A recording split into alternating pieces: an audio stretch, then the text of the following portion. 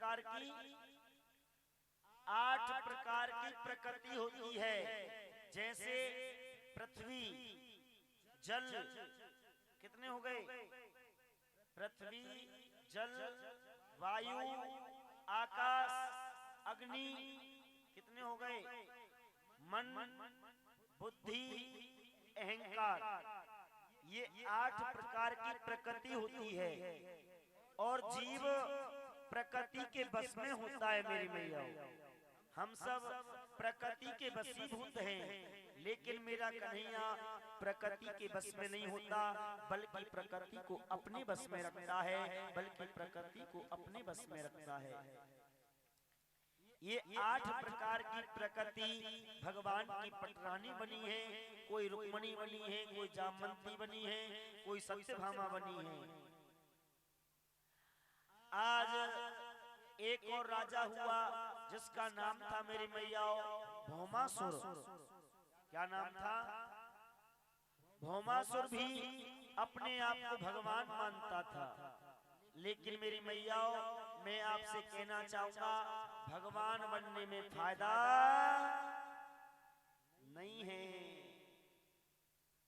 अरे अगर आपको बनना है तो भगवान मत बनिए, भगवान के दास बनिए, भगवान के भक्त बनिए।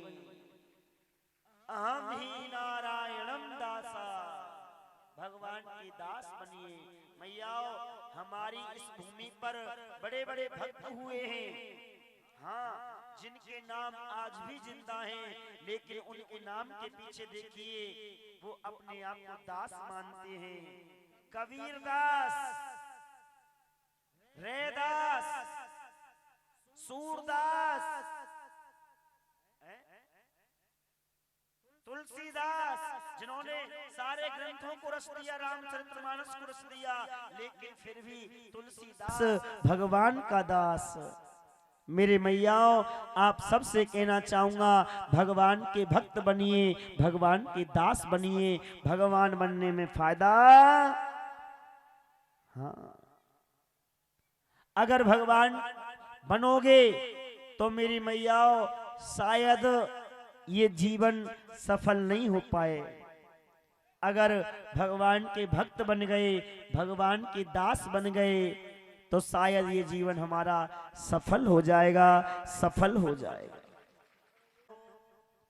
भौमासुर अपने आप को भगवान मानता था। इसने क्या किया? बोले मैंने सुना है भगवान के 16,108 विवाह हुए हैं, मैं 20,000 करूंगा, लोग मुझे भगवान मानेंगे। तो क्या करता मालूम है? छोटे छोटे शहरों में जाता, गांवों में जाता और वहां की राजकुमारियों का हरण कर लाता। आज उसने 16,100 राजकुमारियों का बंदी बना लिया है मेरी मैयाओं। अपने अपने बंदी गृह में डाल दिया है। आज 16,100 राजकुमारी सब घबरा रही हैं, भयभीत हो रही हैं।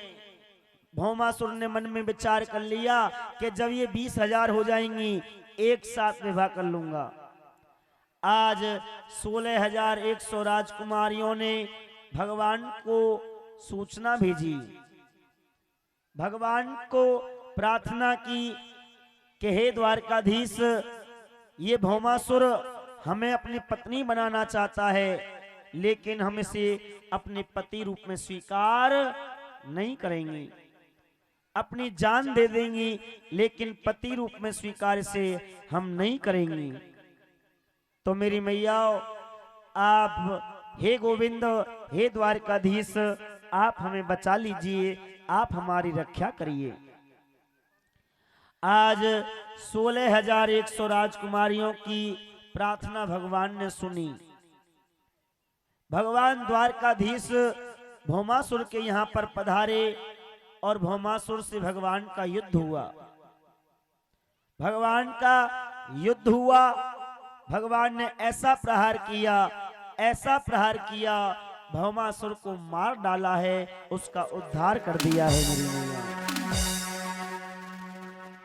आज भौमासुर को मार दिया।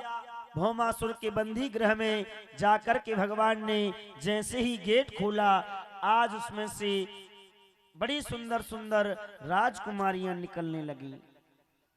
आज 16,100 राजकुमारियों को देख करके भगवान की आंखों में आंसू आ गए। भगवान मन ही मन सोचने लगे, अब ये राजकुमारी कहां जाएंगी, क्योंकि इनसे कोई सभ्य राजा इनको स्वीकार नहीं करेगा, कहेगा कि ये भौमासुर की दासी बनी है। हाँ, इनसे कौन विवाह करेगा। अब इनके सामने तो दो रास्ते हैं, या तो ये आत्महत्या कर लें। मेरी मैयाओं, आत्महत्या करना बड़ी बुरी बात है। कितनी भी परिस्थिति खराब आ जाए, कितना भी आपका समय खराब आ जाए, आप आत्महत्या कभी मत करिए। मेरे माता बहन बंधुओं, आत्मा की हत्या कभी मत करिए, कितना भी बुरा समय आ जाए। हाँ, और मेरे माता बहन बंधुओं, अगर हम आत्महत्या करते हैं तो ये भगवान को अच्छा नहीं लगता। कितना भी समय खराब आ जाए, कितना भी बुरा समय आ जाए, आत्महत्या कभी मत करिए। भगवान ने सोचा, अगर ये आत्महत्या करेंगी तो भी ठीक नहीं होगा, अगर ये किसी गंदे रास्ते पे चली गई तो भी समाज में विकृति फैल जाएगी।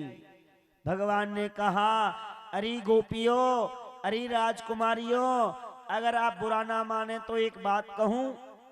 राजकुमारियों ने कहा, हे द्वारकाधीश, हे कृष्ण, हे जगतपति, क्या पूछना चाहते हैं पूछिए।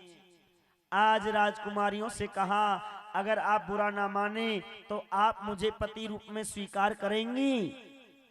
जैसे ये बात कही, उन राजकुमारियों के मन में तो आनंद रूपी हिलोरें उठने लगी कि हम जगतपति की पत्नी बने। साक्षात जो जगत का मालिक है, द्वारकाधीश साक्षात नारायण है, उसकी पत्नी बने। इससे बड़ा सौभाग्य और क्या हो सकता है, इससे बड़ा सौभाग्य और क्या हो सकता है कि हम भगवान की बन जाएं, हम भगवान की पटरानी बन जाएं। आज मेरी मैयाओं, 16,100 राजकुमारियों के साथ में भगवान ने विवाह किया और कहने लगे, क्या भी बदल सकता है, लेकिन भगवान से किया गया प्रेम भोग में नहीं ले जाता। मेरी मैयाओं, भगवान से किया गया प्रेम तो आपको योग में ले जाता है, आपको योग में ले जाता है। इसीलिए भगवान से प्रेम करिए, भगवान से प्रेम करिए। आज कितने विवाह हो गए भगवान के? 16,108। कहते हैं उपासना कांड के मंत्र, उपासना कांड में 16,100 मंत्र हैं। कितने मंत्र हैं? उपासना कांड का मतलब यही होता है मेरी मैयाओं, उप समीपे उपासनम, परमात्मा को भजते भजते भजते भजते भजते भजते परमात्मा के पास चला जाए, उसी का नाम उपासना कांड है, उसी का नाम उपासना कांड है। इसीलिए जब आप परमात्मा को आप भजोगे तो मेरी मैयाओं, कन्हैया आपकी हर बात याद रखेंगे। हाँ, आज मेरी मैयाओं 16,100 मंत्र उपासना कांड के मंत्र भी भगवान की पत्नी बने हैं।